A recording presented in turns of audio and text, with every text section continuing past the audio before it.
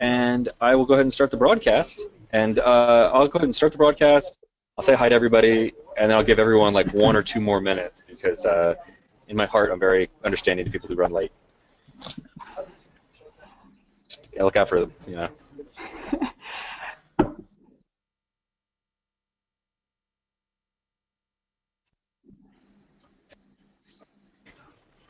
Hi everybody, welcome to the International Water Resources Association World Water Day webinar on wastewater.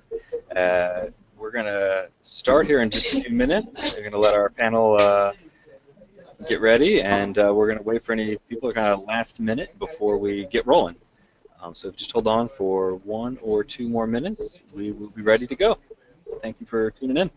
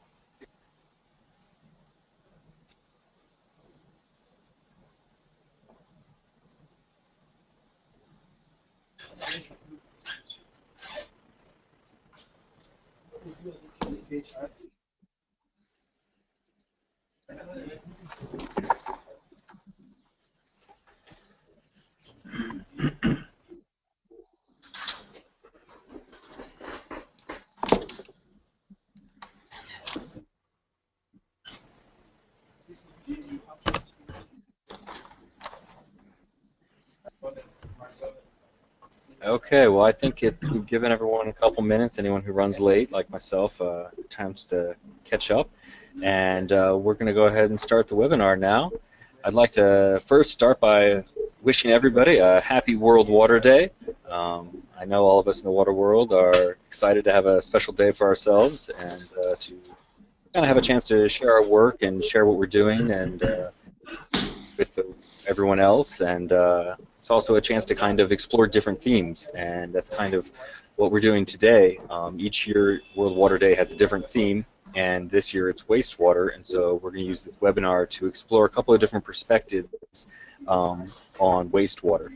So we appreciate you tuning in, and we have a really diverse group of academics and practitioners who have all been working for a long time on different research and business related to wastewater. It reminds you that this is being hosted by the International Water Resources Association, and the IWRA is an international network of researchers and practitioners who work on a multidisciplinary range of water resource issues. We're a nonprofit, non-governmental educational organization, and we provide global knowledge-based forum for bridging disciplines and geographies by connecting professionals and students and individuals and corporations and institutions, all of us that are concerned with the sustainable use of the world's water resources, which is we're here for World Water Day. We will be having a World Water Congress coming up in May, so anyone who is interested should go to our website, www.iwra.org, and get more information for that. It'll be a great opportunity to meet hundreds, if not thousands, of other people who are interested in water issues like yourselves, and hear some really great speakers. I attended the last World Water Congress in Edinburgh, and I thought it was a really amazing opportunity, and I encourage anyone who's tuning in and curious to go to our website and find out more information. Today we have a really great panel lined up for you. We have John Payne, who is a consultant with the United Nations Industrial Development Organization and was working on the World Water Development Report. We have Marie Sagan, who is a program officer with the International Water Association. We have Professor Gabriel Eckstein, who is a law professor at Texas A&M University. We have Matthijs Wessels, who has just completed his master's at Wageningen University. And we have Leckie, who is a policy analyst with the OECD. So just today, what we're going to do with the webinar, if you haven't tuned in before, we are going to let each of our panelists give a short presentation with PowerPoint, and it'll be in a range of about 10 minutes each. And then afterwards, we'll have the whole panel available for your questions. And all you have to do to ask a question is go there on your control panel, your GoToWebinar control panel, and you'll see it says questions about halfway down. If you click that, you type your question in, we can all see it, and then I will moderate the questions to our panel afterwards. So if you hear a presentation and you have something that really kind of rings a bell and makes you interested, please just type a question and send it right away, and then we'll get to your questions as soon as everyone's done. So with that in mind, I'd like to turn the floor over to John Payne and let him tell us about his work on the World Water Development Report.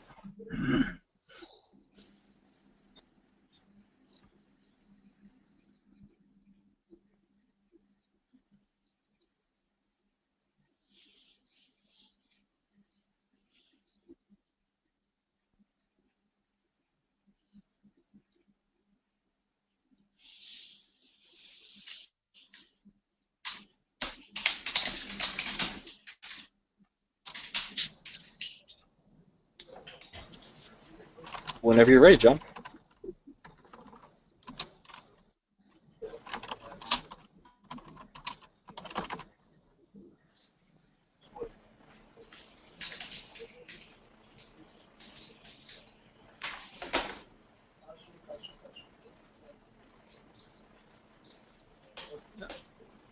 You had it there.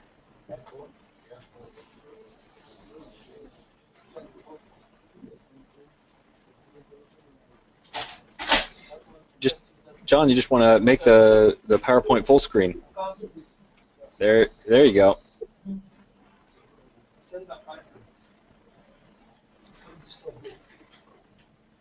John, I'm not. Did you mute yourself? You want to take yourself off mute? Is that there?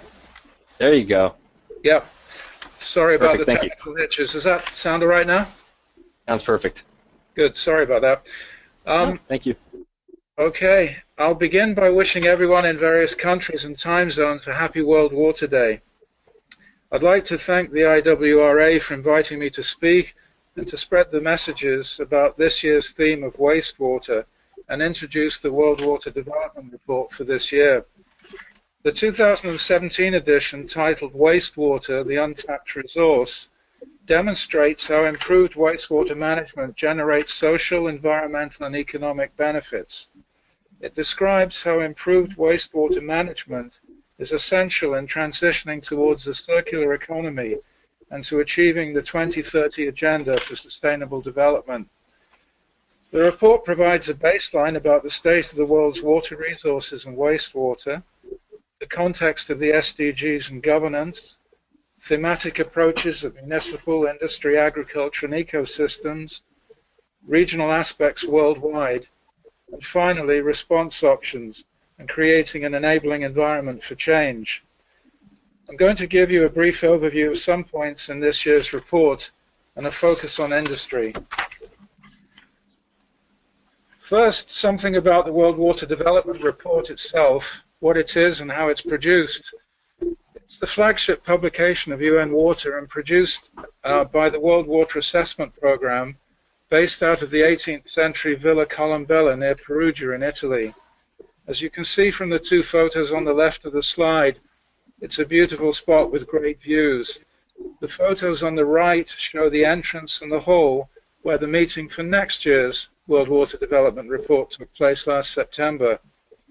The process begins about 18 months in advance with the development of the storyline and table of contents. The first draft is usually completed about now, 1 year in advance.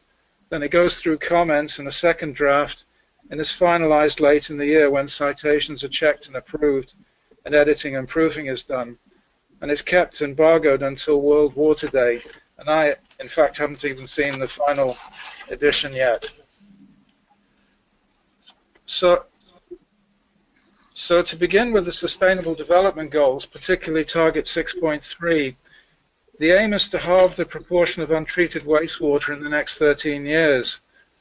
This is a tall order, as can be seen on the slide, and efforts required to achieve this will place a higher financial burden on lower income countries.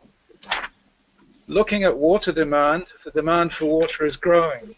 The global population is expected to reach 9.1 billion by 2050, of which 6.3 billion will be living in urban areas. Freshwater withdrawals have been annually increasing by 1% over about 1% over the past 3 decades, and will continue to do so over the coming decades. Agriculture accounts for roughly 70% of total freshwater withdrawals worldwide, and energy production and large industry account for about 15% and 5% respectively, the remaining 10% being used for domestic purposes. Compounding demand is water scarcity and availability, which is a concern for all sectors, including industry. Present evidence shows that 2/3 of the world's population currently lives in areas that experience water scarcity for at least 1 month a year. An equal concern added to demand and scarcity is pollution and the degradation of water quality. The availability of water resources is closely linked to water quality, as pollution of water sources may prevent different types of uses. Moreover, pollution particularly affects human health, especially in middle and low-income countries, where in 2012 an estimated 842,000 deaths were caused by contaminated drinking water and inappropriate or inadequate sanitation services. So as the overall demand for water grows, there is more wastewater than ever worldwide, and its overall pollution load is increasing. In all but the most highly developed economies, the vast majority of wastewater is neither collected nor treated, but released directly to the environment. On average, high-income countries treat about 70% of the municipal industrial wastewater they generate. Low-income countries, only 8% undergoes treatment of any kind. These estimates support the often cited approximation that, globally, over 80% of all wastewater is discharged without treatment. Data and information concerning the volume of wastewater produced by industry worldwide are very deficient. While many individual companies do collect and indeed report their wastewater, there are glaring gaps in all sectors collecting and collating data on national and global scales. One estimate suggests that the volumes of industrial wastewater will double by 2025 relative to today's levels, which was actually 2007 when that was written. The European Union limited data shows that wastewater generation has generally decreased and that manufacturing is the greatest generator of wastewater among the main industrial sectors. There is some detailed information from Statistics Canada's Industrial Water Use Survey indicating that thermoelectric power was by far the largest user and discharger of water, of which almost 58% went untreated, mainly to surface water bodies. Data regarding the general characteristics and quality of industrial wastewater are more available. This is reflected in countries' pollutant release and transfer registries. Industrial wastewater quality, in terms of the toxicity, mobility, and loading of pollutants, has potentially more significant impacts on water resources than human health and the environment, human health and the environment, than actual volumes of water. Industrial wastewater is characterized by a broad spectrum of pollutants, and in this respect, it is different than agricultural or municipal wastewater. There are chlorinated organic compounds and hydrocarbons from pulp and paper, iron and steel. There are high BOD, COD, and suspended solids from the food, brewing, and dairy industries. And there's a huge variety from textiles, which include disinfectants, biocides, insecticides, detergent oils, and so on. The list is very long. So what are the approaches to meet the wastewater challenges? we need to begin by recognizing that wastewater remains an undervalued resource, all too often seen as a burden to be disposed of or a nuisance to be ignored. On the contrary, wastewater can be potentially safe, affordable, and sustainable source of water, energy, nutrients, organic matter, and other useful byproducts such as metals. So actions to improve wastewater management fall under one of the 4 R's. As with many environmental issues, the first step is to reduce pollution by preventing it or minimizing it. This should be given priority over traditional after-use treatment wherever possible. Remedial actions to treat pollution are generally much more expensive than measures to prevent pollution from occurring in the first place. This goes to the core of new green industrial engineering, where the elimination of pollution and wastewater is part of the equation from concept to design and in operations and maintenance. Industries discharging into municipal systems or surface water have to meet discharge bylaws or other regulations. So in many cases, end-of-pipe treatment to remove pollutants is required before release. Mixed effluents require complex treatment trains and results in one quality of wastewater to meet local regulations. As it is usually more difficult and expensive to treat wastewater containing many pollutants, stream separation is often desirable. There are a myriad of possible treatment options, including stabilization ponds, anaerobic digestion and bioreactors to produce biogas, activated sludge, membranes, UV, and so on. And this includes the use of wetlands of various sorts, and healthy ecosystems can also complement engineered solutions to wastewater treatment in a cost-effective manner. This indeed is the theme for next year's World Water Development Report in 2018, which is on nature-based solutions. So it is predicted that by 2020, the market for industrial water treatment technologies will grow by 50%. Treated wastewater is a safe and reliable source of water that can be used to enhance water availability and offset water scarcity. Safe water reuse is more economically feasible and attractive when there is a potential for cost recovery by treating wastewater to a quality standard acceptable to a particular use. Not all wastewater needs to be treated to meet discharge regulations. As more advanced levels of treatment imply greater costs, treating wastewater to the level most appropriate for its intended safe use is known as fit-for-purpose treatment and is essential in maintaining a system's affordability. Using wastewater or recycling treated wastewater is a process that can be repeated many times. Use of wastewater within industry can take several forms. For instance, recycling within a plant might involve the direct use of untreated wastewater, provided its quality is good enough. For instance, cooling and heating water, as well as rainwater, may be suitable for washing, pH adjustment, and fire protection.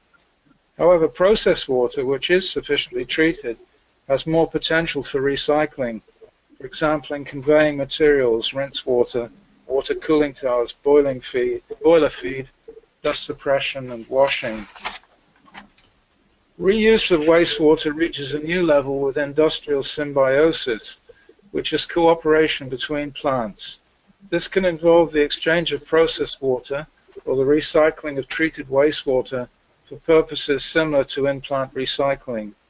Examples include steam or hot wastewater, or wastewater that contains organic material and nutrients. Industrial symbiosis is best seen in eco-industrial parks, which locate industries adjacent to one another to take convenient advantage of wastewater management and recycling. The classic example is the Kalundborg industrial symbiosis in Denmark. This is an industrial ecosystem which began in 1962 and has developed gradually over several decades. It involves water cascading between industries, such as cooling water, boiler feed water to steam, thus saving new water supplies. Wastewater can also be a cost-effective and sustainable source of energy, nutrients, and other recoverable byproducts, with direct benefits to food and energy security. Technology is available to remove or mine these pollutants, and it's only limited by its cost effectiveness in given industrial situations. Two products are created, the treated water and the materials recovered. The water may be recycled within a plant or by another linked industry. Useful materials may be recovered, such as minerals, phosphates, and metals. Cooling water may provide heat. Residual sludge might yield biogas. As such, wastewater is poised to play a pivotal role in the transition towards a circular economy. However, wastewater's vast potential as a source of recoverable byproducts remains largely underexploited. So in conclusion, the take-home messages are summarized on this slide. The quantity of wastewater is increasing worldwide.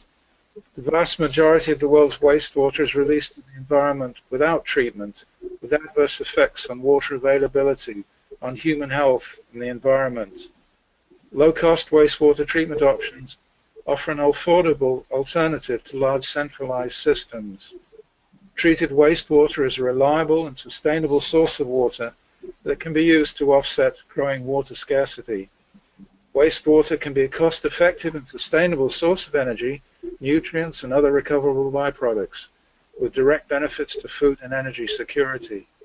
As an essential component of the circular economy, wastewater use and byproduct recovery can generate new business opportunities while helping finance and improve sanitation services.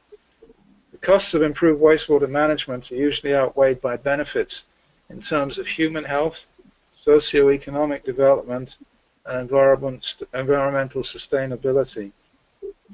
Improved wastewater management is therefore essential for achieving the 2030 Agenda for Sustainable Development. So thank you for your attention, and I hope you know a little more about the content and messages of this year's World Water Development Report, and will download a free copy from the website. Thank you, Scott. Well, thank you for that. That was a really great presentation, and I hope that everyone learned a lot and was intrigued enough to go check out the rest of the Water Development Report this year. Like you said, just go right to the website and you can download it and read the rest of the chapters. And I think that you also really set us up to think about some of the themes that we're going to be hearing throughout the day about reuse, about working together to quickly capture and to utilize what comes out of wastewater for industry, for agriculture, in a lot of different ways. So I think that'll be good to think about as we go forward here for the rest of today's webinar. Our next speaker is Marie Sagan at the IWRA.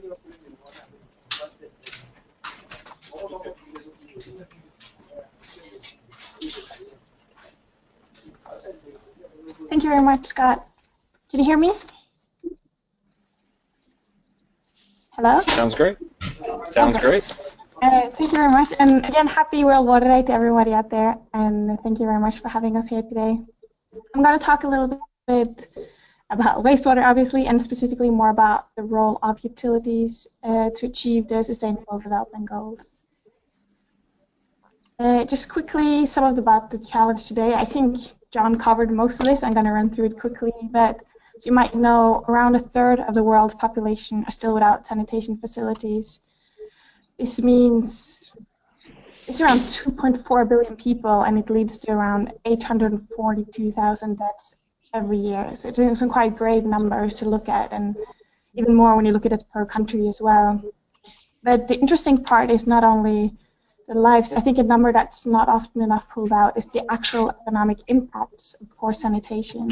It's not only deaths, it's also, it affects the environment and it affects it affects tourism. It goes really wide in a lot of levels that often is difficult to take into account. And a World Bank report estimated the global economic loss to be $260 billion per year. 260 billion is a number that's almost difficult to grasp, and even, for example, alone in India, the number is around almost 54 billion US dollars, which is around 7% of the GDP of India. So it's not just that people can't afford sanitation and wastewater treatment, it's a lot about the lack of awareness and and making people understand the benefits and how it's connected to other areas. And that's why it's great. We have something like World Water Day, and especially this year with focus on wastewater. In addition, it's important moving towards the SDGs. It's not only about infrastructure. A lot of it's about people that has to be behind this and make this happen. We had IWRA had a report with a survey in 15 developing countries, looking specifically at the numbers, and the numbers are quite alarming, and we need an exponential growth very quickly to actually be able to have the HR needs in place to meet the SDGs. Interestingly enough, it's actually much higher needs on the sanitation and the water side. Around 80% of the HR needs that we see are on sanitation, and most of these are more on management and finance and on other technical fields.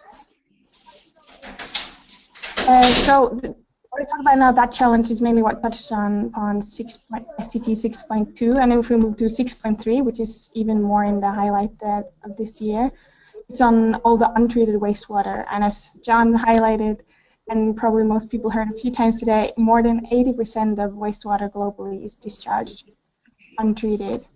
Of course, the figure varies a bit throughout different regions, as John also showed. Here is a bit more specific again, and the interesting part here is to see those countries where the utilities play a bigger role, where the utilities have the resources and utilities have the mandate. These are also the regions where much more of the wastewater is treated, and it highlights that key role of utilities in the context. Often low and middle income countries are often the utility is still not coming out of the governmental entity, and it's not run as a business. Then it's difficult to see any results happening, and they can't take that front line to make the change happen. So how do we move towards this? So we have this 2, 4, and 4 people without sanitation. We want to move towards universal access and adequate, equitable sanitation for everyone. We'll move from 80% of wastewater untreated until halving the proportion. And even more importantly, we want to really substantially increase recycling and reuse of wastewater as well. So yeah, how can this change happen? And I think as we keep looking at SDGs, it becomes a big abstract thing, and it's difficult to translate down to practitioners level, something we're working on increasingly within IWRA, and to tell the stories to inspire people and how we move towards a world where water is wisely managed. So what I'm going to use most of my time on today is to talk about some examples, a few stories of some champions of utilities that we can see that are leading the way. So there's one example I really like, which is from Uganda, where you can see the city and utility has been making some very strong partnerships to accelerate success. Again, this is a country in a challenging situation. It's a low-income country, and it's only around 10% of the city that has a sewage system that's functioning. So around 90% of the population is depending on on-site sanitation services, which makes sanitation services can already be complex, but this complicates it even further because of the correlation. So the city is managing the on-site services while the utility are doing the sewage system, and that's why this partnership is much needed. What they are starting on now is they're making a free joint call center for better services. So no matter who you are as a citizen, what kind of services you have, you can call the same free number, and then through that they will help you, direct you. And these calling services are linked to the actual fecal sludge truck operators that are driving around and tracking them, so they can make sure that you have the most efficient services as possible by having sludge collected from different septic tanks in the same places. And they're also setting up public-private partnerships with these sludge emptiers and have a certification system that also involves training to avoid the typical situation in many developing countries where, because as you know, probably, if you say that 1/3 of the world population doesn't have toilet, 1/3 maybe has sewage system, but the other 1/3 has on-site sanitation system. And what often happens is there will be a truck come and empty the sludge pit tank, but then just drive around the corner and empty down the field, which of course has grave health and environmental impacts. So they're collaborating on this, and also the collection itself, the utility and the city. So what's collected from the on-site systems will go to utilities, treatment systems, even if it's from on-site, and they offering sludge reuse. Even citizens can come and collect sludge to use in their garden. And as the state is now, everything is taken away, everything is reused completely, although still there should be an increase in the treatment. And there's even biogas production, energy recovery from the treatment plant, although they're also scaling up on this. In addition, they're just started on some home visits, including GIS mapping, where they, with smartphones going out to all the citizens, mapping what kind of sanitation system people have, how many it's shared with, is it empty, is it full, like how is the system working, to decide and really understand the system and to decide on the next steps for the coming years. I think another strength about what you see in Uganda is not only the partnership between the city and utility and other actors across the sanitation chain, but also externally. They have been actively making partnership also with financing institutions and so on, attracting funding to actually making this project happen. Another great example is from the Netherlands, and actually reuse that changed the regulation. Waternet is the Amsterdam utility, and they, as many utilities have issues with struvite precipitation in their pipes, but they used to change this challenge to an opportunity by starting recovering it. So you might know there's a crystalline powder that can be used as a fertilizer, and by encouraging this precipitation in these tanks that you can see in the slide down to the side, they can have a product that's much easier to transport to the fields and to also to parks and recreation, etc. Usually, using sludge on the fields can be tricky because it's a wet substance that's tricky to transport. It has a big volume, and it's not always that appealing for farmers or those managing the parks and recreation. So having crystalline powder can often be an advantage, and you can also optimize and be more specific on the product as well. Right now, Waternet is producing around 3 tons per day, and an important part, again, of sanitation is not just economic loss, but the benefits you can have of resource recovery. So here, for example, you can see they're saving around 400,000 euros every year by recovering the struvite. And Waternet didn't wait for the legislation to come. There's a lot of things happening when it comes to resource recovery and the circular economy in the EU legislation right now. For example, the revision of the fertilizer legislation. But in the Netherlands, they actually started themselves, the utility, and then later it was authorized by law and the regulations followed. Which is a very interesting example of how the utilities can be leading the way. Another example is from Australia and wastewater mining. It's not about mining, for example, gold from wastewater, which is an opportunity, but not yet affordable. Although sometimes concentration of gold in wastewater is almost as high in some minerals as in some mineral ores. Very interesting. Australia, because of all the droughts and the water scarcity issues, they have started on 2 different water supply options. It's not just the blue water drinking pipes. They started with something which is purple pipes with reclaimed water. So I don't know if some of you have been as much down in manholes and pumping stations as me, but it's very good to have a clear color distinguishing this in your everyday. Also, obviously, wastewaters are usually green pipes in most countries. So these purple pipes usually would stand out and end in people's gardens, where people can use this wastewater for irrigation of their lawns, even for toilet flushing in some places, and washing cars and pets and so on. And often it's also used for aquifer reserves. So by the business model of the utility, they're allowing municipalities to buy water from them. So if the municipality needs to irrigate, for example, a golf court or their parks, and they don't want to use potable water because they don't need that quality just for irrigation, they can purchase that from the utility. So again, the utility is leading the way and giving an opportunity and creating businesses around this. And again, there's this need and demand for wastewater out there, which is very interesting to see. I think that's it from. So yeah, this one was actually mentioned by John as well. In Denmark, in Kalundborg, they've been partnering up for this industrial symbiosis, or what many people now call circular economy. So there's a commercial agreement within the region in Denmark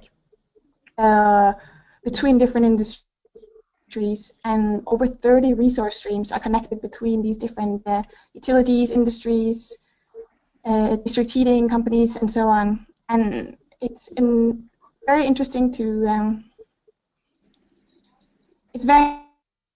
to see the benefits coming out of this. It's resource savings on so many levels. For example, 3 million cubic meters of water is saved every year, and in addition, there's obviously also a lot of economic savings, which is around 1 million euros per year. So this is, and it's also reducing CO2 emissions with around 275,000. So it's interesting to see. This is also, again, the utility taking this stream together with the different industries coming together and looking at what do we have, try to be innovative and keep finding new solutions. How can something that's waste for you be a resource for me, and making these boundaries much more blurry and in fact moving towards a circular economy.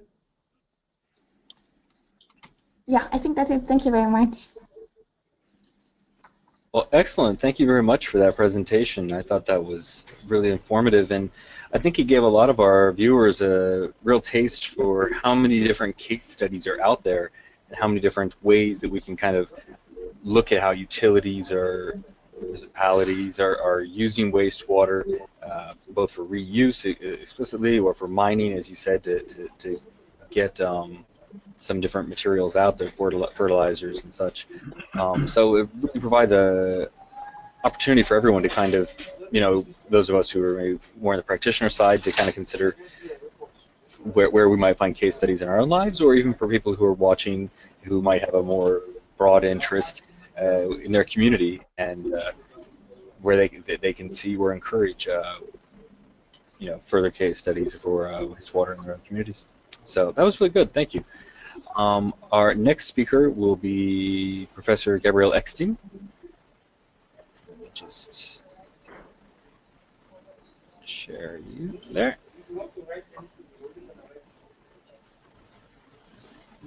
Okay.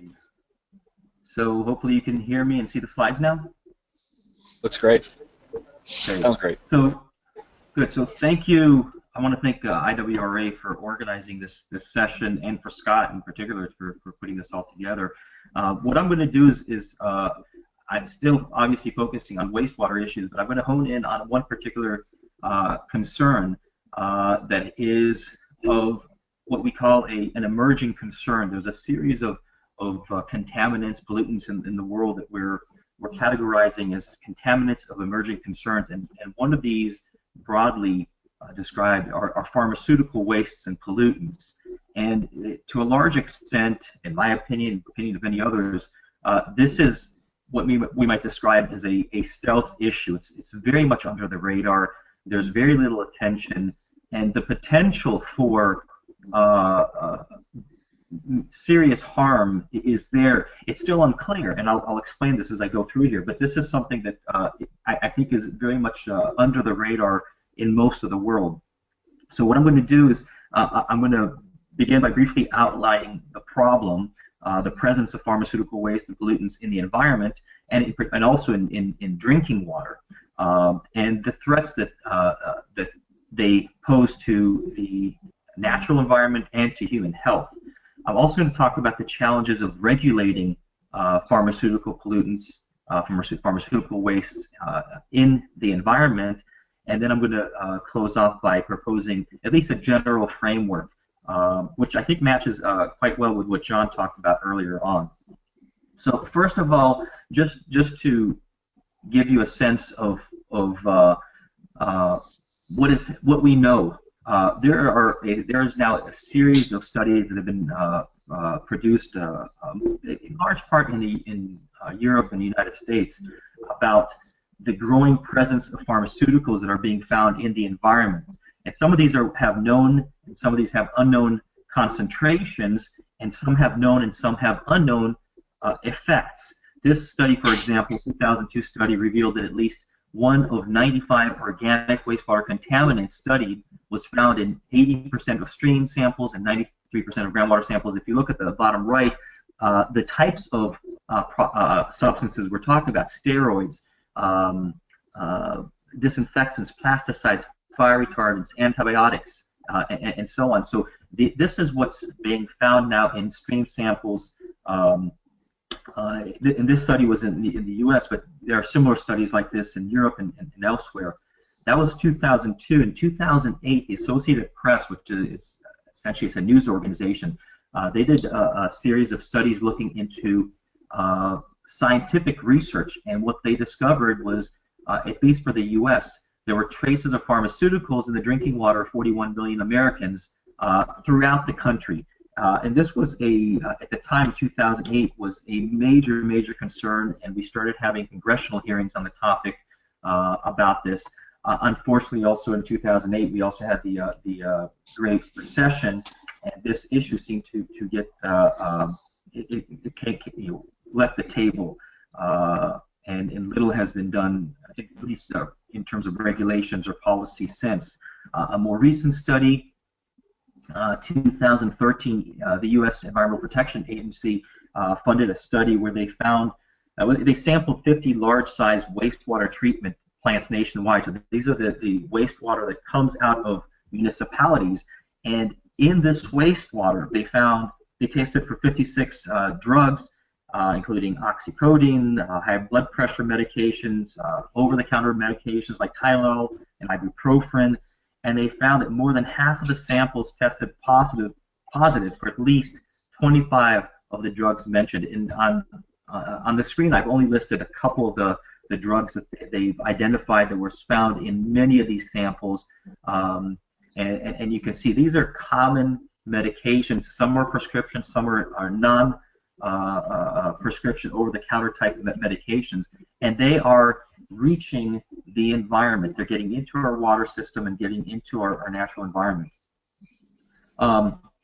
What's interesting, interesting or maybe concerning, what I've just described is water is pharmaceutical products, waste, and so on that are reaching our environment, but in fact they're also reaching our drinking water, which is a major concern. So the 2008 Associated Press study showed that this is in the drinking water of at least 14–15% of Americans, and in a subsequent study by EPA found similar results, that this is actually getting into our drinking water.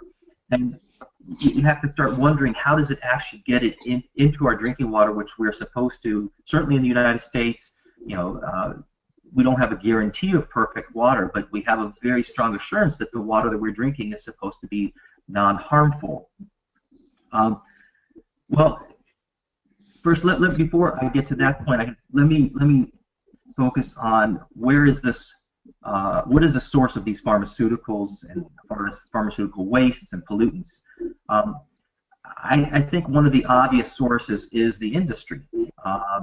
Just in the U.S., the amount of pharmaceuticals that are being purchased by individuals, by hospitals, and so on, has skyrocketed in recent years. This chart only goes till 2013. I couldn't find one that's more recent, but you can see it's a continuous upward trend. And at least in 2014, global drug sales exceeded $1 trillion US. $1 trillion US in 2014. So just a tremendous amount of growth in the drug industry. So this is, obviously source one of the source. But how does it make itself from, production, manufacturing, and sales into the environment? There's numerous pathways that it gets through, and we have in the manufacturing process where the manufacturer doesn't necessarily always contain properly the system, and it gets into the environment. Through a lot comes in through agricultural runoff, especially with confined animal feeding operations, where you have hogs, cows, goats, and so on that are being treated with hormones and other pharmaceuticals to enhance their lives, but the result is that we have a lot of runoff getting into the environment. In addition, hospitals, doctors' offices, and so on, where they have they store these substances. Often they dispose of them improperly, and that makes it into the environment. And as you see, there's also a category here for municipal sewer systems, and you have to think to yourself, what does that mean, municipal sewer system? That's municipal, it's coming from people's homes. And in fact, one of the biggest culprits of pharmaceuticals in the environment is us. The drugs that we take as consumers have a certain absorption rate. If you can see this is a study done not long ago. I think it was produced with the World Health Organization. But you can see the excretion rate, which for something like atenolol, the second one from the top, has a 90% excretion rate, meaning 10% absorption rate. 10% stays in the body, 90% leaves the body. And where does it lead to? It's through excretion, gets into the municipal sewage system. And what's worse is our septic systems, our municipal treatment systems are not set up to treat out these what we call micropollutants. They get through the filters, they get through most of the biodegradation systems, and they go right through the system, and they're being dumped back into the environment. When we think we're pouring back relatively clean water into the environment, it is clean in some senses, but it still has these micropollutants, many of these pharmaceuticals still in them, and that is how they reach the environment. It's very challenging and expensive to treat micropollutants like pharmaceuticals at that treatment stage, and that's why this is a pollutant of particular concern. So what's the harm? We have a serious environmental impact, and there's numerous examples. This is just one example where an anti-inflammatory drug was given to cows and other work animals in India and Pakistan, and within a matter of a number of years, almost completely wiped out the native vultures in India and Pakistan as a result of the vultures feeding on the carcasses of those animals. But the aquatic environment is probably more affected directly, since the species live within the water 24 hours a day, 7 days a week, and so on. And we've had numerous examples of what we call impact on the sexual reproduction of these fish. We have feminization of fish, and the opposite also. And this is something that we have multiple studies that have shown that it has a direct effect on these species. Many of these effects we're still not sure about, but these are the ones that have been documented. A little concerning is that we're not quite sure what the impact is on people. The World Health Organization suggested that there are knowledge gaps, but we don't know enough to say if there are impacts. What we do know is that low-level exposure doesn't seem to affect humans. The problem is we don't have any long-term low-level exposure studies that have been conducted, and the few studies that have been done suggest, and this is not definitive, that's why I have the question marks, that they could have an impact on people in terms of their fertility, hormones, neurological systems, and so on. And so this is something that is still in serious need of research, but there is that potential impact and effect. So now we have these emerging concerns about these potential wastes and pollutants that are getting through our system and into the environment, getting into our drinking water, and we have to start thinking, well, what can we do about this in terms of regulation? And here's the challenge. This chart was produced by a researcher at the U.S. Environmental Protection Agency, probably one of the leading authorities on pharmaceuticals in the environment, and he charted out all the different places where we have a transaction or a movement in pharmaceuticals from the development stage, production stage, all the way to reaching the environment. And the blue nodes in this life cycle show where the pharmaceuticals are moving through the system, either through the sale, through storage, through disposal, or transfer. And at any one of these stages, we could regulate.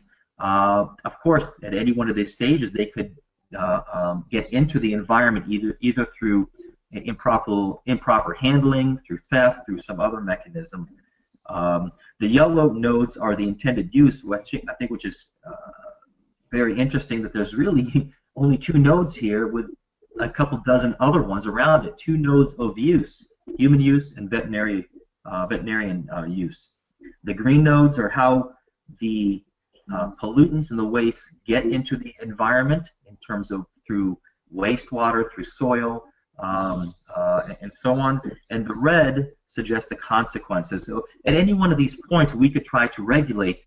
And just looking at this, I'm just overwhelmed at how to do this, because there's so many possibilities, and we're not sure if we hit one of these nodes, will it really have a major impact. So to try to get a better handle on this, I've tried to condense that chart into a couple different steps in the life cycle of a pharmaceutical, in terms of where might we consider regulation: manufacturing, distribution, retail sale, consumer use, product disposal, waste disposal treatment, and post-disposal treatment. These are the stages of a life cycle.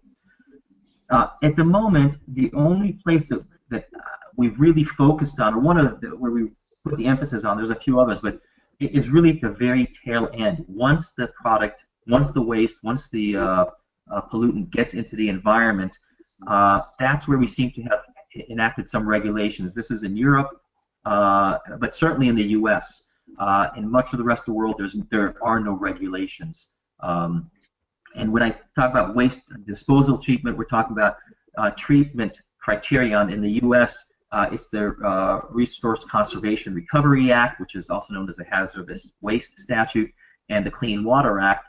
And at the post-disposal treatment, we're talking about drinking water treatment criterion. So after disposal, we want to use that water. Before we can, there has to be certain criteria, and it has to be treated and so on. And in the U.S., that's under the Clean Water Act and the Safe Drinking Water Act. But we have done very, very little at that early stage of the life cycle. And I think, building on what John said about the need to focus on prevention rather than remediation. Remediation is expensive and very challenging to do. And in fact, as I mentioned, at the disposal treatment and post-disposal treatment, we don't have systems set up. We could, but it's far, far beyond the budgets of most utilities, certainly in the U.S. And I suspect anywhere else in the world, to enact some kind of treatment that definitely removes most of these contaminants. Could we do it at the manufacturing stage? In terms of product design, implement some kind of design that would increase absorption, reduce excretion rates, maybe smart drugs requirements that are targeted to particular peoples in terms of their weight, their size. Right now we have a one-size-fits-all. Sometimes we have different dosage for children, but the drugs themselves are essentially one-size-fits-all, and that's something that has a serious impact on absorption and excretion rates. Distribution, retail sale, in much of this stage, product distribution and retail sale, a lot of it has to do with monitoring and education. So you're monitoring the product so you know where it's going, where it is at all times, so it doesn't fall off the grid in terms of theft, in terms of improper handling, and so on, but also education, because you have to educate the distributors and the sellers and the providers, the doctors, the pharmacists, and so on, in terms of safe handling, safe use, and the need to minimize the possibility that this product will enter the environment. So this has to be dealt with even at the doctor-patient level, where the doctor sits down with a patient and develops a plan for treatment and says, tailors the dosage to the patient based on body type, chemistry, weight, gender, and so on, to minimize the excretion, because if the product is not being used and is being excreted out of the body, what's the purpose of even giving the drug to the consumer?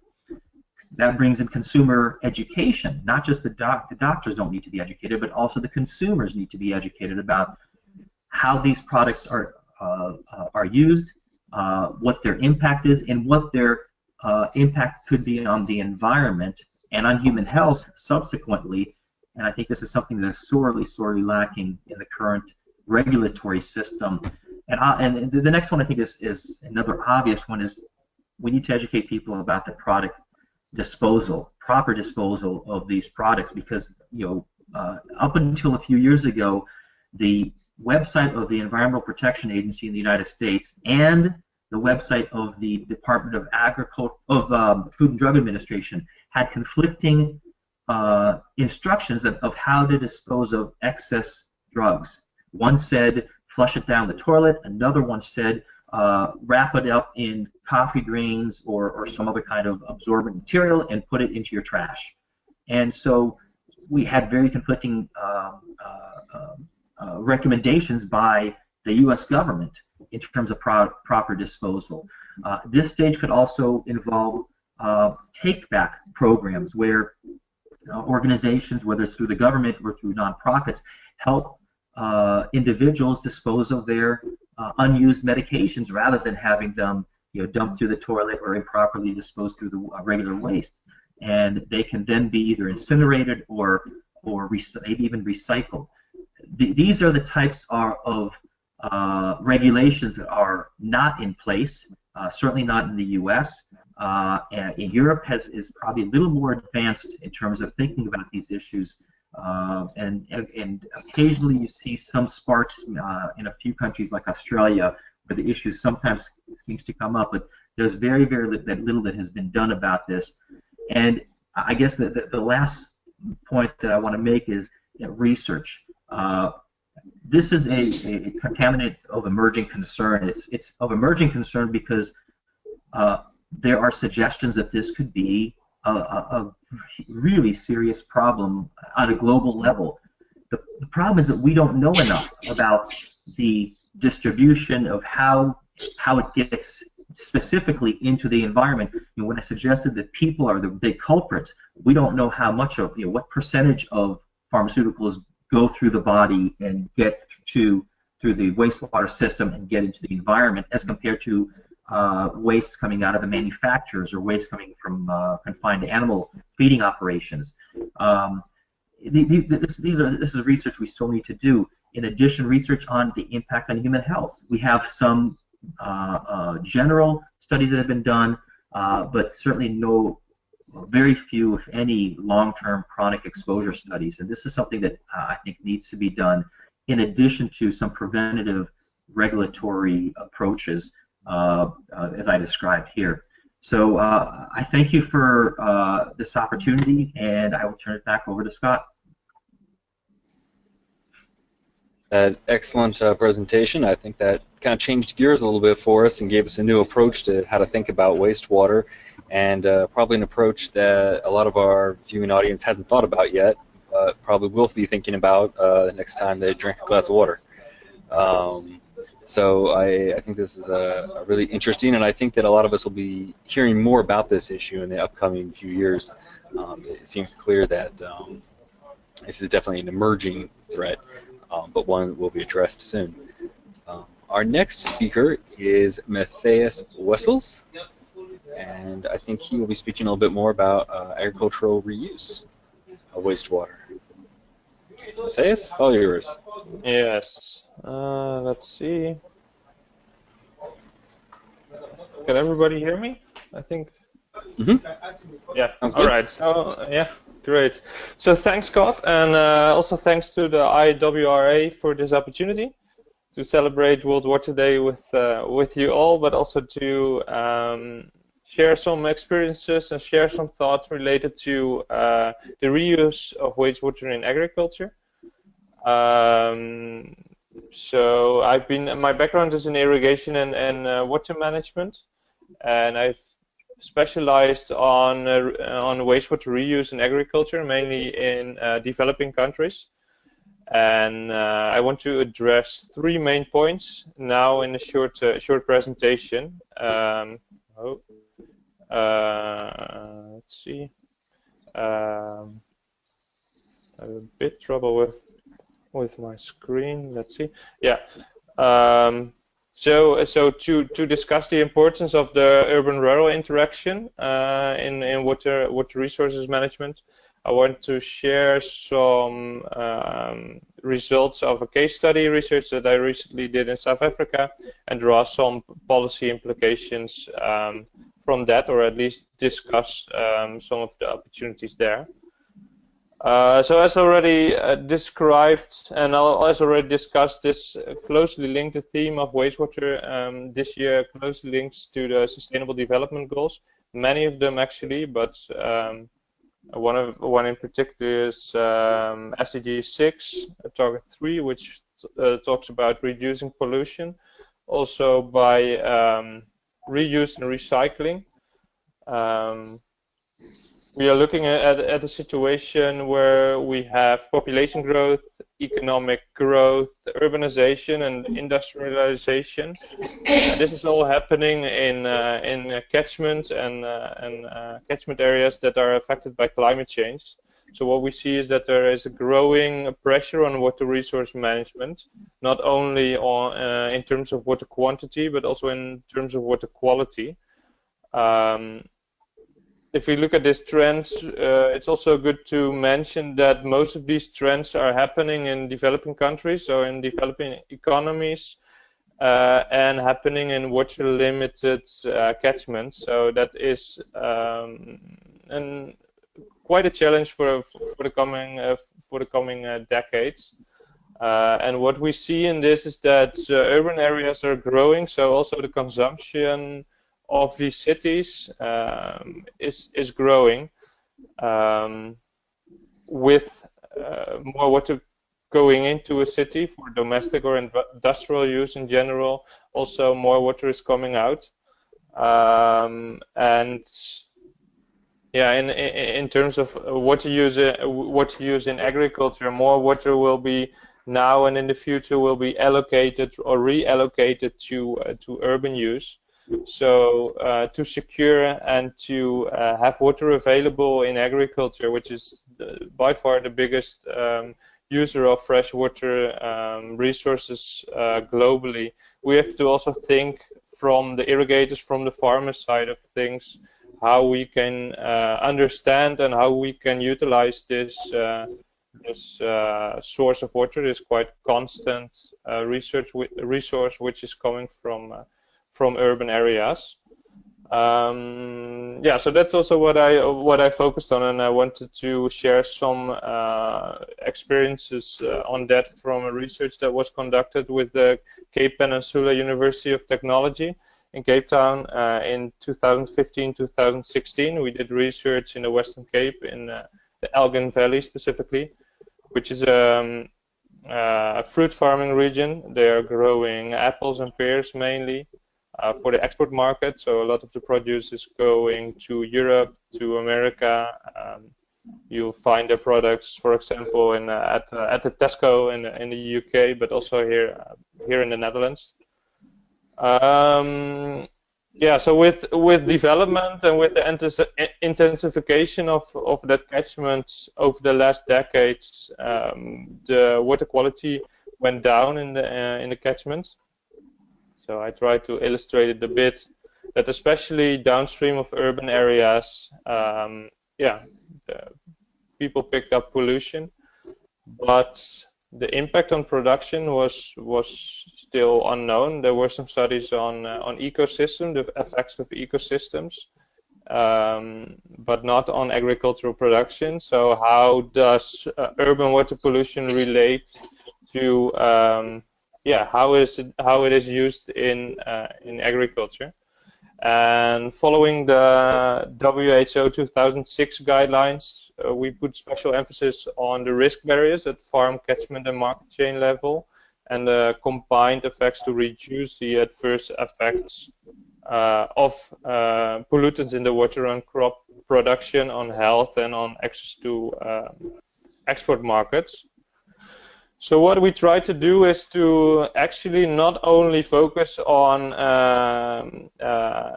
the water quality, but also see in what way is it used in agriculture, and can we understand the risks that come with reusing wastewater in agriculture. Can we understand these risks also by trying to grasp what is happening at farm level, or what is happening with the produce?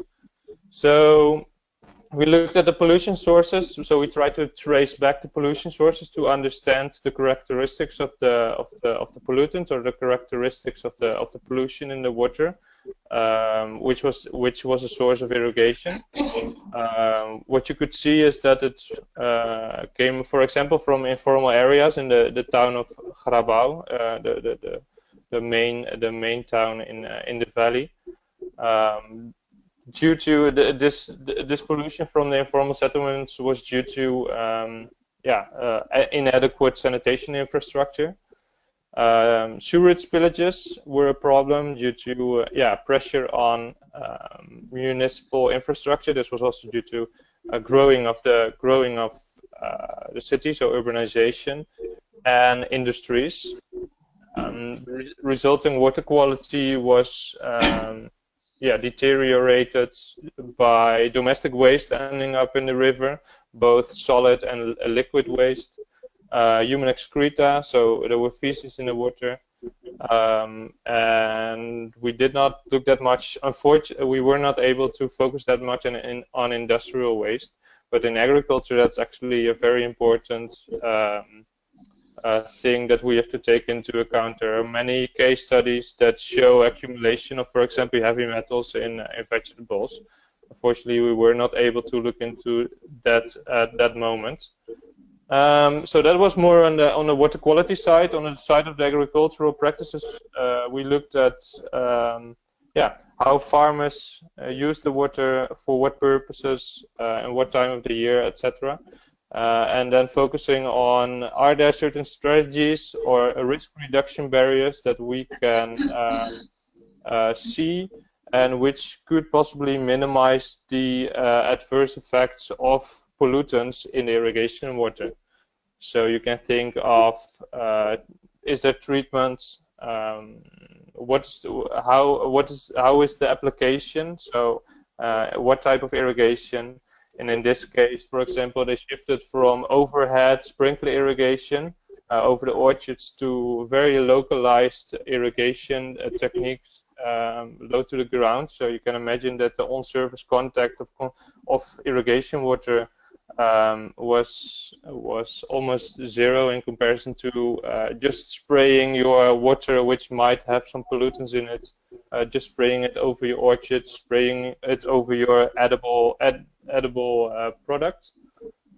Also, crop choice, of course, is a major factor, and how is it processed. And the main idea in this was to connect the end users' practices and how this would determine the suitability of the water source.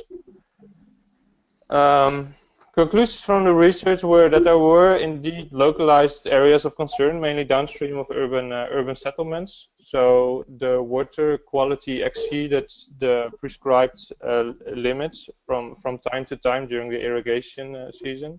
Examples were high levels of E. coli in the water, for example. But on the other hand, looking at the agricultural practices and then trying to analyze effective layers of risk reduction. An example can be seen at the figure below. We tried to come up with a quantitative risk assessment, and we could show that the water quality, although it exceeded the prescribed standards from time to time, did not have adverse effects on the crop quality, the health, or the ability to get access for the farmers to get access to Western export markets. So that was quite interesting to look in that from a more top-down perspective, and not only look at the more centralized water quality guidelines, which are available, fortunately, more and more available also in developing countries, but also look on what is happening on the ground. So we concluded that it is possible to use the urban return flows from cities in irrigated agriculture without negative effects on the yields, on the health, or on the access to export markets.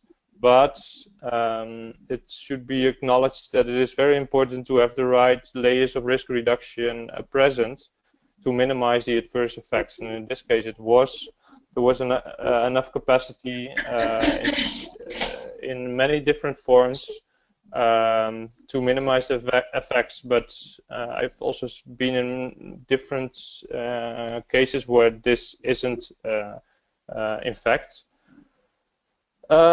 So it would actually be useful to include the agricultural practices in guiding water quality standards, to go more to integrate this, and this also strengthens the position of a farmer in food certification and market access, and can also bring it more in the light and to enable to be monitored more. And then the last point is that assessing this water use chain from an end user perspective can improve the design and policy decisions based on the expected or the desirable outcomes, and this can adapt the water use chain for intended use. So first look at the end user. What is he growing? In what way is he growing his product? Is this a product, for example, a vegetable that is consumed raw, or is it the fodder crop? This should say something about the prescribed water quality that you are looking at. And at this point, this is not always the case, and there are many cases in which the national guidelines apply for all different forms of agricultural or irrigated agriculture. So yeah, that's what I wanted to share from my side.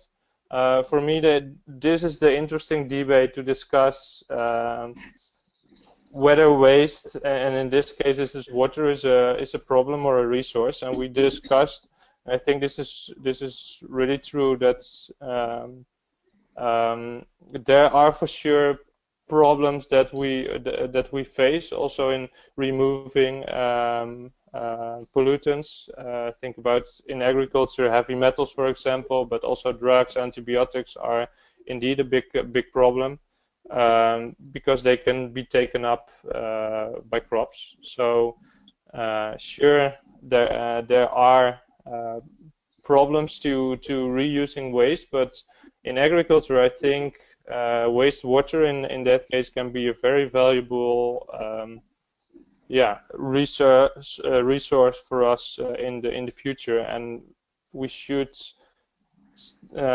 pay good attention to this link and how then cities and agricultural users link to each other in water resource management. So yeah, that was it from my side. Thank you. Well, thank you. That was an excellent presentation. I think kind of gave some of our audience members an idea of sort of how this reuse might happen a little bit more in practice and a little bit less in the abstract. It was a real in-depth case study that helped us better understand the concept. So thank you for that. That was really interesting and very helpful. Our final speaker today will be Leckie at the OECD. So we'll be coming right up.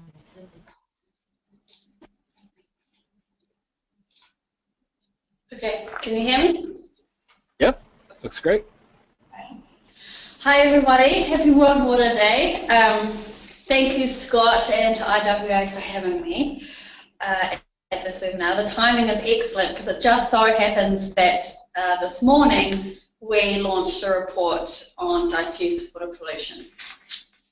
Also, apologies for my croaky voice. I'm battling a bit of a cold. So I want to talk to you today about the water quality challenge and specifically the challenge of diffuse pollution in OECD countries, the economic case for policy action, emerging policy solutions, a framework for diffuse pollution management, and then the critical role that central government can play. So we know from the literature that water pollution is a global issue. At least half of the world's population suffers from polluted water, and freshwater biodiversity has drastically declined by 81% between 1970 and 2012. This figure maps pollution of nutrient and pesticide loading, mercury deposition, salinisation, acidification, and sediment and organic loading. Pollution hotspots, as you can see, are identified in all regions of the world, including OECD countries. Globally, the most prevalent water quality challenge is considered to be eutrophication from excess nutrients, which causes toxic algae blooms, nitrate toxicity in groundwater, and alters freshwater ecosystems.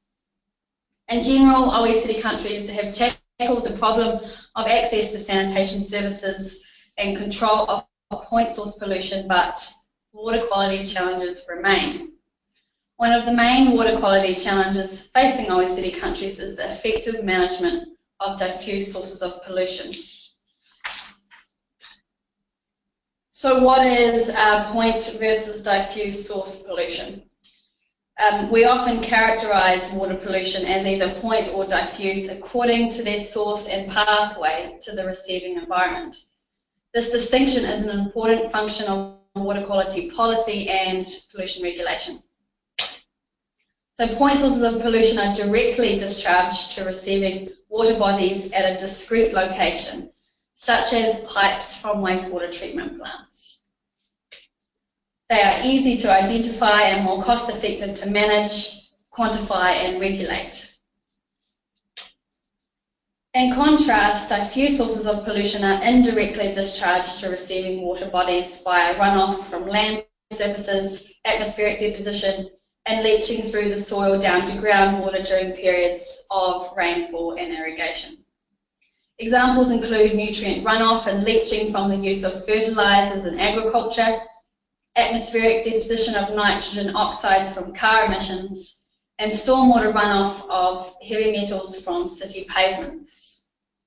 Diffuse sources are challenging to monitor and regulate because there are so many different sources that vary in both space and in time.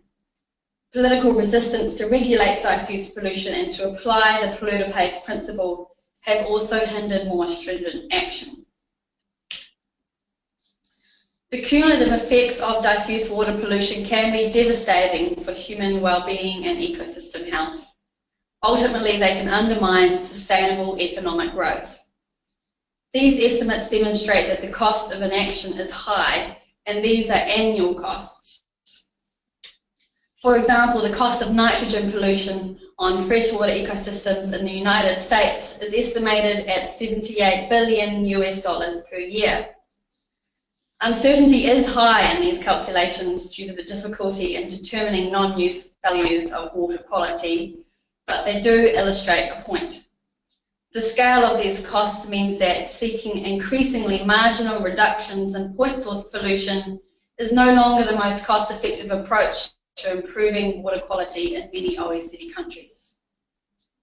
As such, there's a strong case for a shift in focus to diffuse pollution prevention and integration with point source management. Because it is not economical to observe diffuse water pollution directly, like it is for pollution coming straight out of a pipe, the choice and design of policy instruments have to build upon one of three alternative management options. One option is to manage land use practices and inputs as proxies, such as soil erosion control practices and restricting fertilizer use. Another option is to reward or penalise polluters collectively within a catchment based on downstream water quality. However, this approach transfers the burden and difficulties of the measurement of diffuse pollution from regulators to individual polluters. A third option is to manage estimated diffuse emissions via computer modelling. This approach allows land managers to innovate farm and land management practices within a pollution limit without being restricted by the inputs and land use practices that they use. However, this approach relies on a robust, calibrated and validated model and reliable input data. Most policy responses to date have relied on voluntary payments and measures. However, voluntary participation may not reach the major polluters, and subsidy-based programs can have limited impact due to public budget constraints. There are, however, some emerging innovative policies in OECD countries that can be adapted and scaled up to more effectively manage diffuse pollution. For example, Norway has a tax on pesticides that reflects environmental and health-related risks and costs of pesticides. The tax has been successful in encouraging more conservative use of pesticides. In France, taxes apply to diffuse pollution from livestock, and these are calculated based on the number, type, and age of livestock. In England, there are a number of payment for ecosystem services schemes where water utilities work with upstream farmers to develop water management plans to reduce nutrients, pesticides and sediments, and in doing so reduce drinking water treatment costs. In Chesapeake Bay, United States, diffuse pollution from agriculture is collectively subject to a load allocation to reduce nitrogen, phosphorus and sediments. Water quality trading between both point and diffuse source polluters has emerged as a market-based mechanism for cost-effectively meeting water quality goals. In New Zealand, some regions have used water quality modelling to identify diffuse source nutrient polluters and to inform policy design.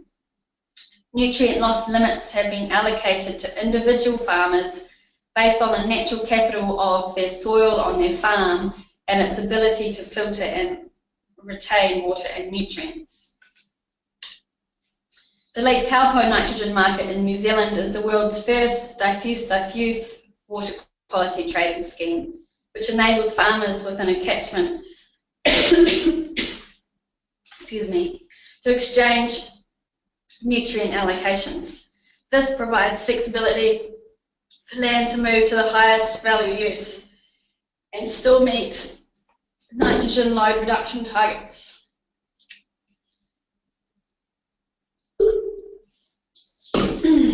Excuse me. We have developed a framework for diffuse pollution management. It builds on a risk-based approach of know the risks, target the risks, and manage the risks. This can assist in prioritising and targeting high water quality risks and developing policy responses in proportion to the magnitude of the risks. An optimal approach will likely entail a mix of regulatory, economic and voluntary policy instruments. There are also a number of policy principles that can guide decision making.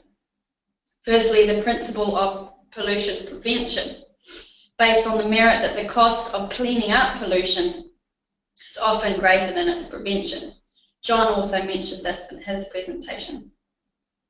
This means preventing pollutants from reaching water bodies through recovery and reuse of wastewater, product substitution, best land management practices and retirement of land. The principle of treatment at source considers that pollution control measures should be applied as close as possible to the source. In effect, the later the stage of control, the less effective it is likely to be due to wider dispersion of the contaminants. This is particularly important for toxic substances which are persistent in the environment and or subject to bioaccumulation, for example, heavy metals and DDT. The polluter pays principle requires producers to pay the full cost of their production processes, including externalities. This should be the first line of defence in securing water quality and incentivising behaviour change. for example, through pollution charges, taxes, or trading.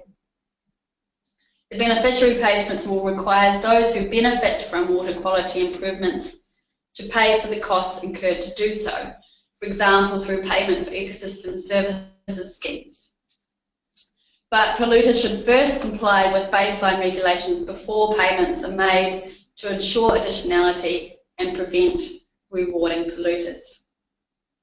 Equity should be considered with regards to who the costs and benefits of policy reform fall upon and the needs of future generations. Policy coherence is required to ensure initiatives taken by different policy sectors do not have negative impacts on water quality. This means removing subsidies that encourage land use change or intensification that can result in diffuse water pollution. It also means looking for win-win solutions such as nitrous oxide reductions to improve air quality, water quality, and reduce greenhouse gases at the same time.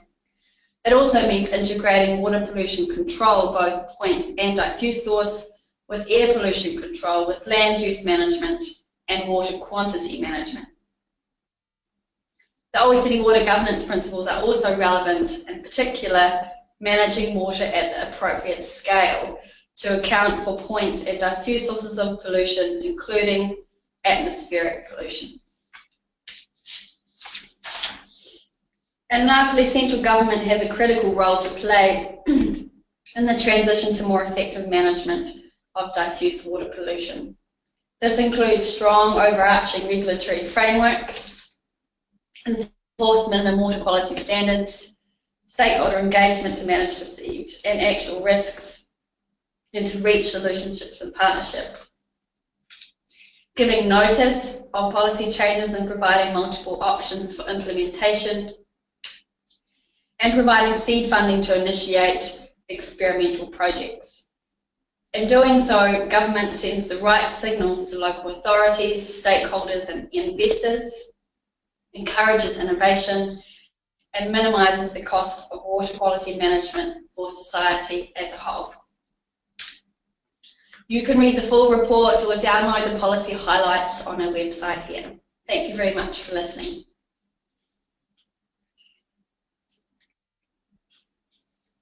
Presentation. I thought that was really helpful and really kind of gave us a lot to understand about how policy can be made and directions it should go. But I think also gave us sort of an idea of where we should go and read more. So I hope that many of our attendees have a chance to use that report and to incorporate that thinking into their own work. Well, we are here at the question and answer section time, and we are nearly out of time. So if you have any questions, go ahead and write them in the question box, and we'll see what we can get to. And we'll kind of try to move through these pretty quickly.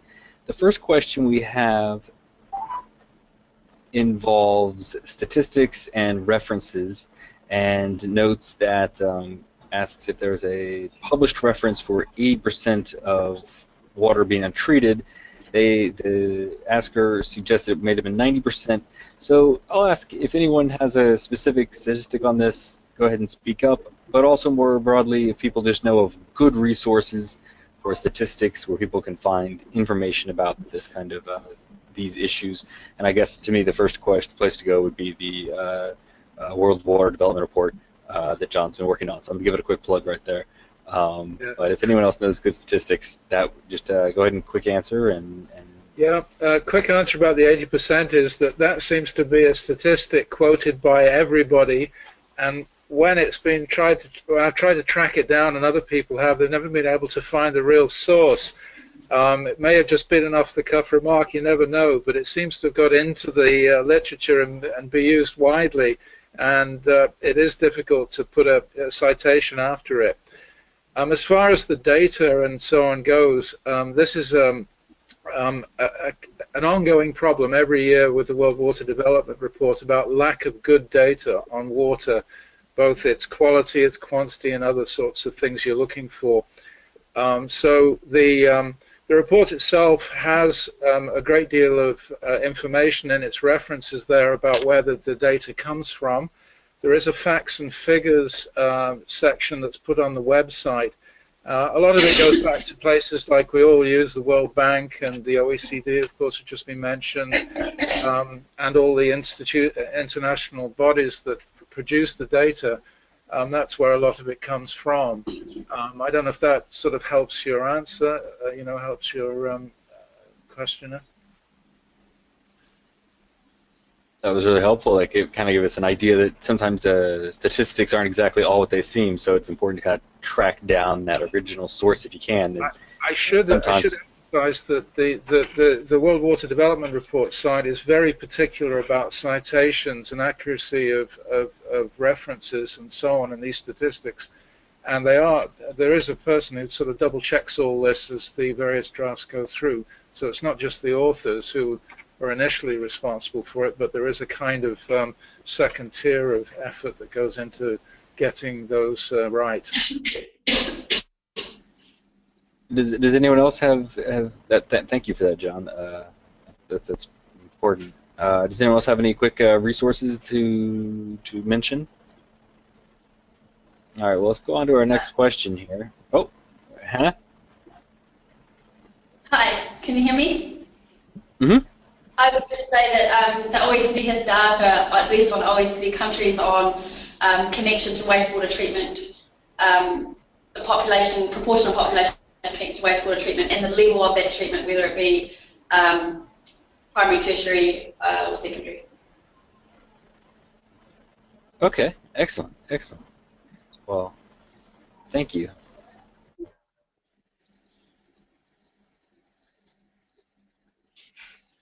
Let me just pull up our next question here. Asking the importance of differentiating different types of pollution in our wastewater, and they'd like to see if there's a bit more risk analysis of particularly Professor Eckstein excreted pharmaceutical residues to kind of understand about, what is they ask, are we talking about broken molecules found at parts per trillion?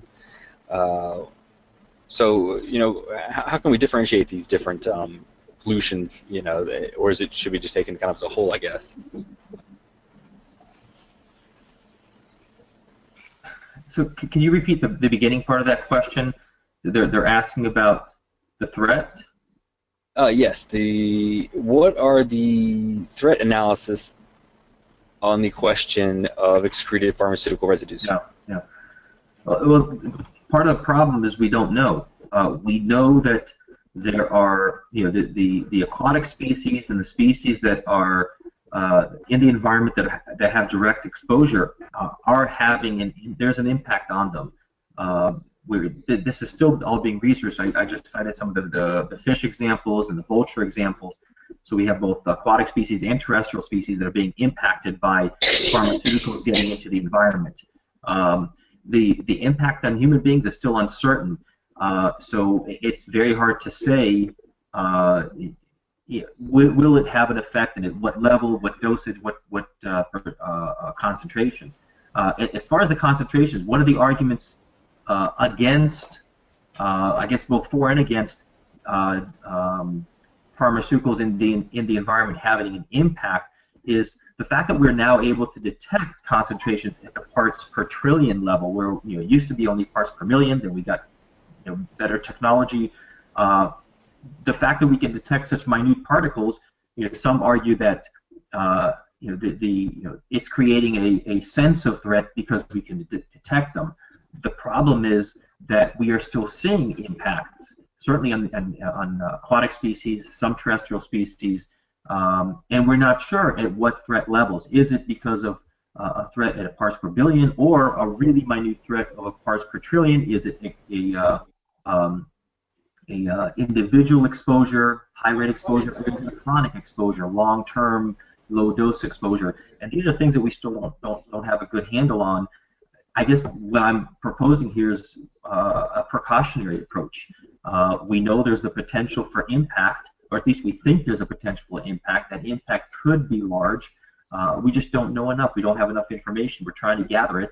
We have seen harm. We have seen the impact on certain species. It's something that I think has to be monitored and studied further, and at the same time we take a precautionary approach because the potential could be quite serious. Oh, thank you. That answers the question. Our next question is kind of taking into account the whole water cycle and everything. This person is asking, they're working on cruise ship generated wastewater management, and do any of our panelists have a thought on the impact of wastewater on marine ecosystems? I know we focus largely on freshwater terrestrial ecosystems. And they were particularly asking, is there any relation here to the SDGs, Sustainable Development Goals? So, does anyone have any input on marine ecosystems?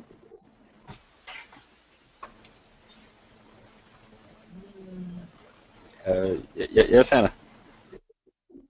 I would just say that yes, the impacts from freshwater pollution go out to coastal ecosystems, and there's been over 400 dead zones identified in the world's oceans from excess nutrients which come from wastewater treatment plants, but also from agriculture, and that's a problem that's increasing and projected to increase further and further.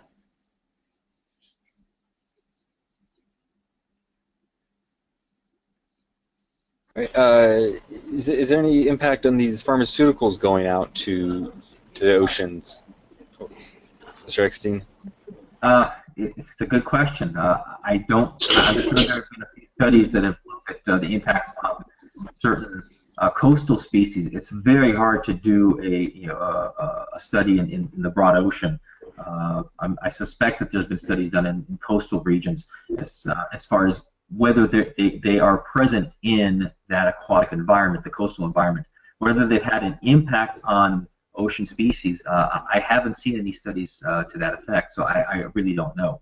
I always have wondered about the potential impact of all the cruise ships and their disposal practices, because we already know that the disposal practices of the cruise ship wastes in general have had an impact.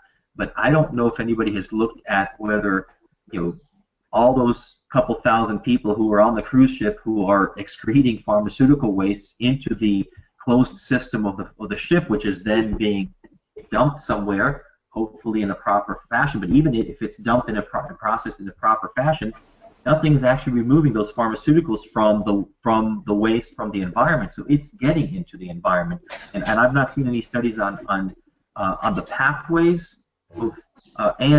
or on the actual or potential impact. So not quite a full answer. Scott?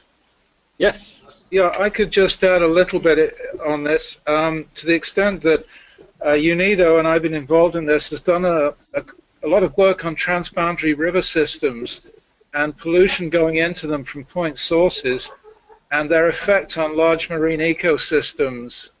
I was particularly involved in the Dnipro River. They've also done this on the Danube as it affected the Black Sea. The work was mainly involved in looking at what's going on in the river, but the pollutants ended up in these large marine ecosystems.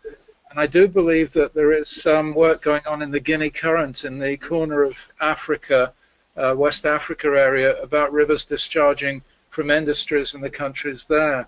I can't really give you any more detail. I haven't sort of followed up on this, but I imagine that there's something available.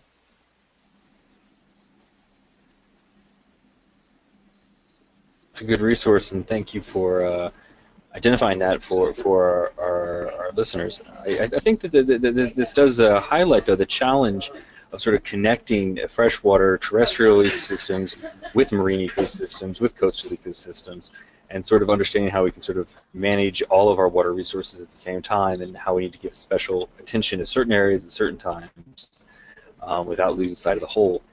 Our final question today asks, it's a very specific area, but I'll ask people to sort of maybe, if they can, reflect on patterns of differences across different regions in our globe about what percentage of resources, what type of resources, physical, financial, human resources, are given to addressing wastewater problems.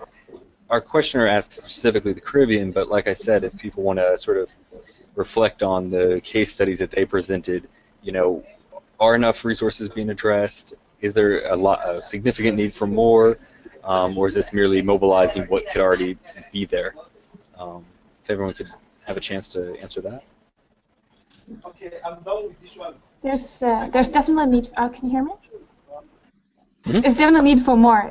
When there's many, it's a complex picture though, and it's, again, as you talked about, it's not just financially, it's human resources and just the interest in general. Even, for example, how utilities retain their workforce or get into school programs to get an interest for water and wastewater, but also how a lot of developing countries are issues on actually getting the taxes they need. And so even though the tax system isn't improper, they can't really get the cost in from all their citizens and consumers from the system, and that makes it difficult to run. So sometimes the money is there, but then the systems aren't quite in place, and the planning systems around it to make it happen in reality. Excellent. Anyone else want to chip in about need for more resources or not enough resources? I'll just add, in the conclusion of the World Water Development Report this year, and indeed in most years, there's always a long section about creating an enabling environment to put all of these technical things and so on into effect. We can solve a lot of technical problems. It's been said that you can treat it with water provided you strain it through enough money. It's really getting to the problem of how you get people aware of these things, and this is all the sort of legal and regulatory frameworks, the cost recovery, the business case for industry, minimizing risk to people, building capacity and knowledge, and public acceptance and social awareness, particularly in the case of wastewater. So resources really need to be focused there to get this environment moving so that we can implement the solutions that we know how to do. Excellent. Well, I guess if there's no more comments, if everyone would like to say one final little piece, kind of summarize their thoughts on World Water Day, and maybe just sort of go quick around. Each one take your turn as something comes to you, I guess, and then we'll be finished.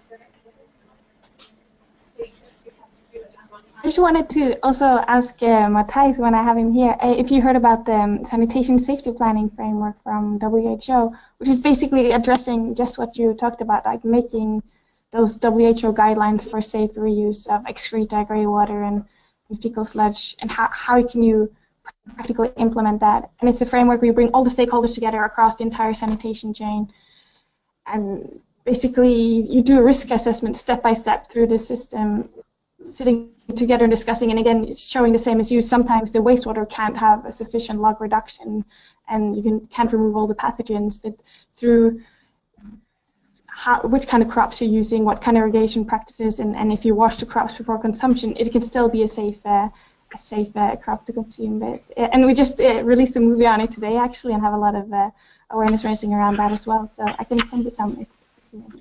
Yeah, that would be awesome, and actually I think that is also different institutes are putting effort in also trying to do this more small-scale solutions, especially in situations where there are cases. The cases that I'm talking about is more the informal reuse of wastewater, and these are the hardest sectors to work in. So I think the first step that needs to be taken is to acknowledge that there are cases in which there are farmers irrigating with water that is not in optimal condition, and not put the blame on the farmers that try to market their produce, but see how can we deal with the water that we have. And sometimes that is on farm level, but sometimes that can also be retracing and going into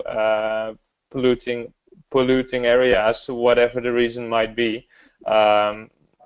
and look into sanitation planning and bringing people together. So I think in that sense, the most important thing that comes also for me about this topic is to really take into account the whole water use chain and see on what level or in what position we can put effort or invest our resources to achieve the objective that we are aiming for.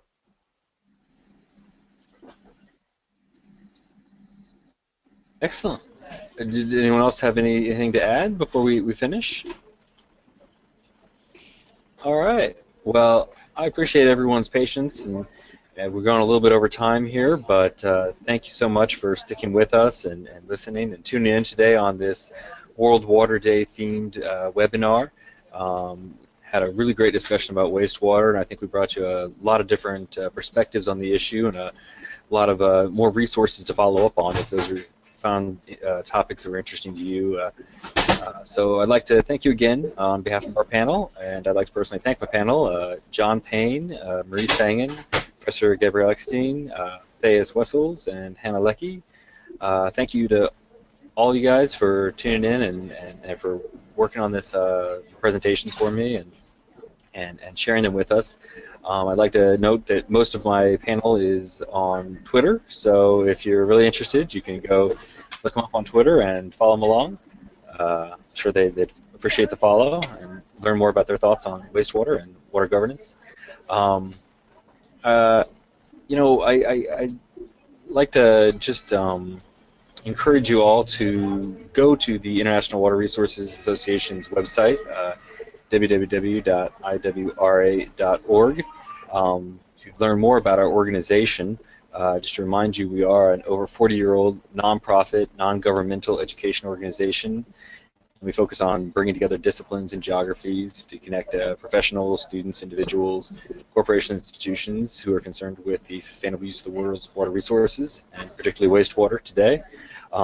Since we are a membership-based organization, we'd appreciate it if you'd find yourself interested to become a member, which you can do at the website, and also to remind you that our upcoming Water Congress will be at the end of May in Cancun, Mexico. A wonderful place to go and learn more about water.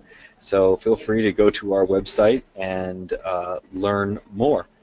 So on behalf of the whole IWRA office, I'd like to thank you for tuning into our webinar and have a happy World Water Day.